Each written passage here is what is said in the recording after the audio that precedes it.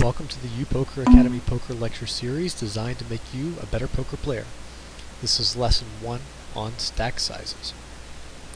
So a stack size is defined as the amount of chips you have relative to the big blind. But what we use in poker is something called effective stack sizes. Because you can't actually win all of the chips that, like for example, that I have in this pot, which is 152, my effective stack size is 138 because the highest stack relative to me only has 138 chips. So the other chips that I have, the 14 chips between 138 and 152, are essentially wasted since I can't ever play for them. So the first lesson on stack sizes is going to talk in terms of effective stack sizes, and at this table we are looking at effective stack sizes of somewhere around 130, 140. And the big blind is $2. That makes our stack size about 70 big blinds. That's 70 times the size of the big blind equals the effective stack size. So, what does that mean? Well, anytime you're sitting in a poker game, whether you're playing for pennies at a dollar table or you're playing for hundreds of dollars, you're going to be thinking in terms of stack sizes, because poker is dictated by the size of the stack, not the size of the game. And it looks like my game has crashed, so let me load this back up real quick. So, because stack sizes are more important than the size of the game, that means that when you play a 50 big blind game, when the effective stack size is 50 big blinds, it's going to play the same whether you're playing a penny table or a $100,000 table. And when the stack size is effectively something like 200 big blinds, you're playing what's called a deep stack, and that's going to play the same at a low stake and a high stake. Now, we typically divide up the stack sizes by some rough estimates. It's not well defined where you should draw the line. I typically draw the line at about 40 to 50 big blinds or less, being called small stack. Something under 20 big blinds might also be called micro stack, but generally all small stack games are going to play the same. Somewhere between 50 and 125 big blinds are going to be called medium stack. Anything from 125 up to 250 is deep stack, and anything over 255 big blinds is very, very deep stacked. So how does this affect how you're going to play poker?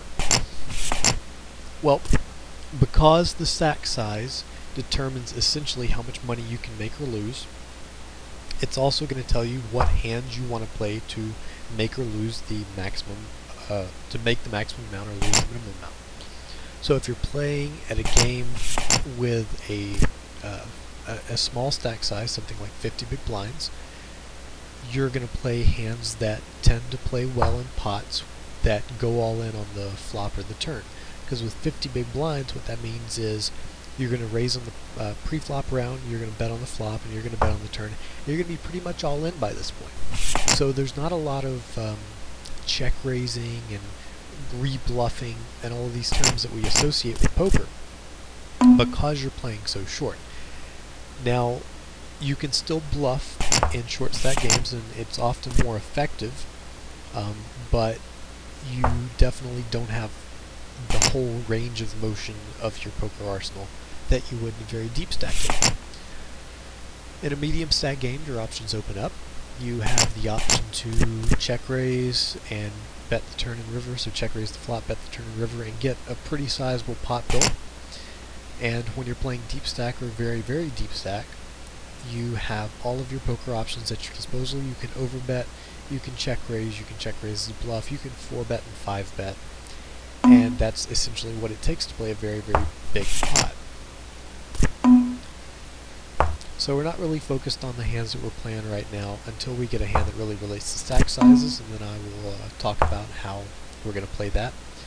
But essentially, when you're playing shorter stack poker, your hands need to be, you need to value hands like King Jack or King 9 or Queen 10 because those have two high cards in them, and in short stack poker, the high card is very, very powerful because it tends to make top pair. And top pair in short stack poker is usually good enough. If you have top 2 pair, you're almost always going to get your entire stack in at short stack poker. So when you move up to middle stack poker, some other hands kind of take precedence over the top pair. The top pair actually becomes dangerous in deep stack poker, but in middle stack poker, you have some value with top pairs. You also have value with strong suited connectors, and the suited connector is a hand like 6-7 of spades, because it makes the straight the flush, and strong suited connectors, something like Jack Queen of spades, also makes the top pair. So your ace 6 has more value in short stack, but when you get to middle stack, something like Queen Jack suited actually has more value. Now when you get to deep stack, something like 4-6 suited actually has a lot of value because it makes a very deceptive nut hand. If you've got 4-6 and the flop comes 2-3-5, then you've got the nut straight and no one's going to put you on 4-6. So in deep stack poker, you can really expand the hands you play, and those hands, they should still be appropriate for the stacks that you're playing, but where a lot of people make mistakes is they play hands thinking they have a lot of odds, so they play like a 4-6 in short stack poker, when in fact they don't have stacks deep enough to capitalize on the monster hands that those make. So if you think about your stack size, that helps you define what hands you should be playing.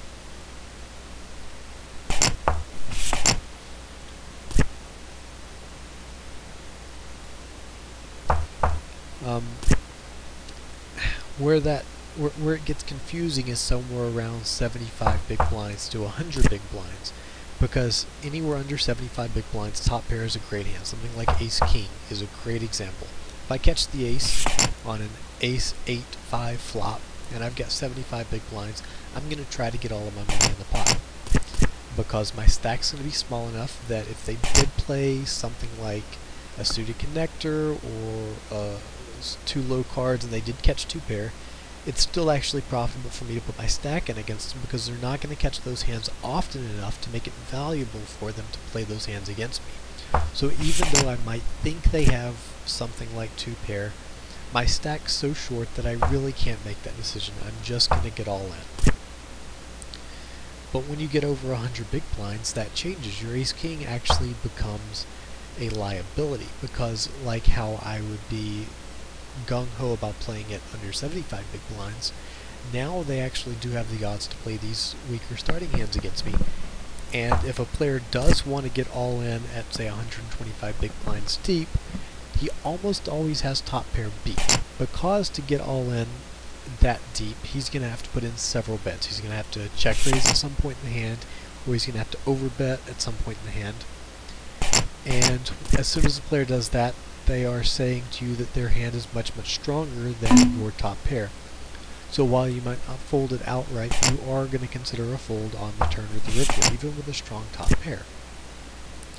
And when you play very, very deep stacked, the same applies, but it becomes more about managing the size of the pot. So if I've got ace king and I'm 400 big blinds deep, I'm still going to play it. I'm still going to love when I flop the ace, but I'll probably check the turn instead of betting 3 streets, or maybe even check the flop, depending on the hand, because that'll allow me to manage the size of the pot. Essentially, it's saying to my opponent, I want to play a small pot, and because I'm in position and I can dictate this, I'm going to check and keep the pot small. Now, I am going to put in some bets with the top pair. Doesn't mean I'm just going to check it down, but I am going to make sure the bets are small relative to the size of my stack.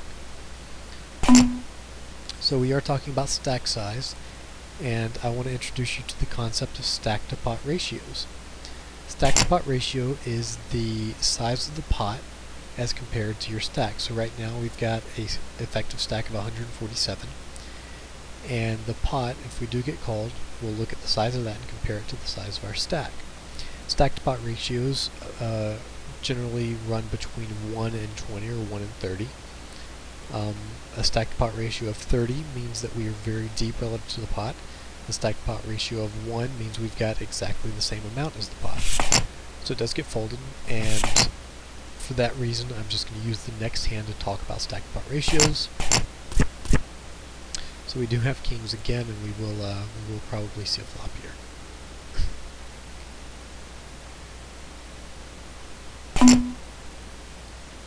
So we are going to make a raise. I'm just going to fold it. That's okay. We will talk about it on the next hand.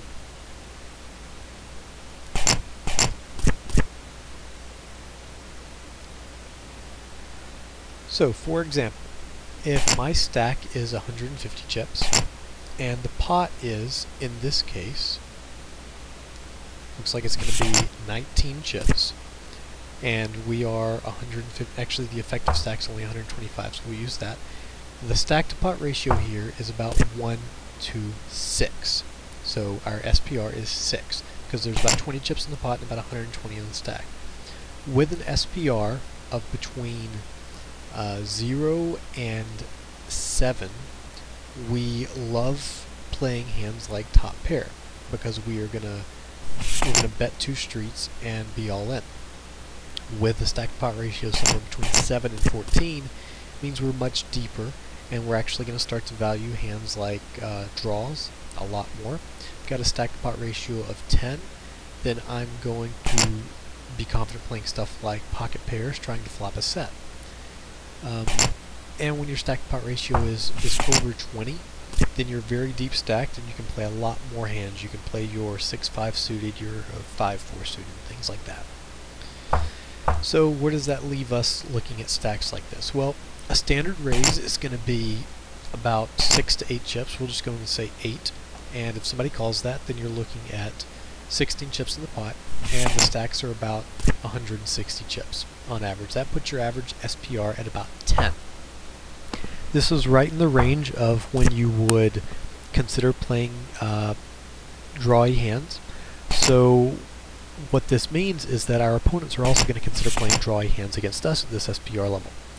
So we want to set the size of the pot pre-flop using our raise to prohibit our opponents from getting at an SPR above 7. If we can get our SPR to 7 or below, then we're confident with our top pair hands. On the other hand, if we're playing a drawing hand, we want to use our raise to keep the SPR above 7, somewhere around 10 to 14 or even higher, because then we're getting the most value out of our drawing hands. And depending on how many people are in the pot and what the raise is going to be and how deep the stacks are, this may call for us to min raise, to raise 3 times the button, 3 times the big blind, 4 times the big blind, even 5 times the big blind. And that's all going to depend on what SPR we want to achieve. So I'm going to try to give an example in just a couple of hands of how we might implement this. In fact, I think I'm able to give you one on the next hand, because we will be in the big blind.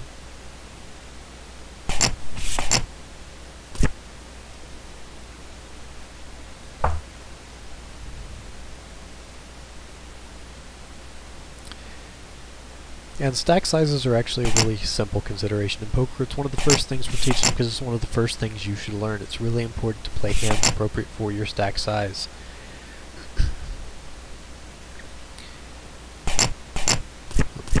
So we have ace-5. Now let's look at, this is not a raise I would make in a normal game, but with ace-5 I have a high card type hand, so I want to get the SPR to about 7 or below. Now we're probably going to get called by some of these players. Our effective stacks will be 155. Divide that by 7. I need to have about 22 chips in the pot, so I would need to raise about 12 bucks to make this a profitable raise. We are going to make this raise. In real poker, you may want to consider whether or not your hand validates that SPR rule, but what I was hoping to show you was that it allows us to play the rest of the hand very simply, very straightforwardly, because the pot will be 24 chips. That means we'll bet about 20 chips in the flop, and we'll have about 120 chips left. Then we'll bet about 50 on the turn, and we'll have about 70 left, and then we'll bet 70 on the river. And if we've got a top pair, that's exactly what we want to do. So that's why stack to pot ratio is so important. Here's another great example. We've got ace queen. We are going to re-raise it, and we're going to re-raise it so much that we are going to just go all in on the flop. That puts our SPR at 1. And when your SPR is below 2, it's almost always the right decision to just go all in as soon as you can, if you have a hand. And because in this situation our SPR is 1 and we did raise before the flop, we are going to go all in. And he does call with the ace queen, and we do split the pot. And that's how poker's played. You'll notice there wasn't a lot of reads going into that because we dictated the SPR that we wanted. We didn't have to play based on intuition. We didn't put ourselves in a tough spot. We simply played according to the math. And that's what understanding stack sizes will help you do. So thank you for joining us at UPoker Academy. Please check us out on riskoriented.com for more poker strategy delivered directly to your YouTube account. Please like us and subscribe to us. And for more poker strategy right now, continue on to our next poker lesson by clicking here on this box.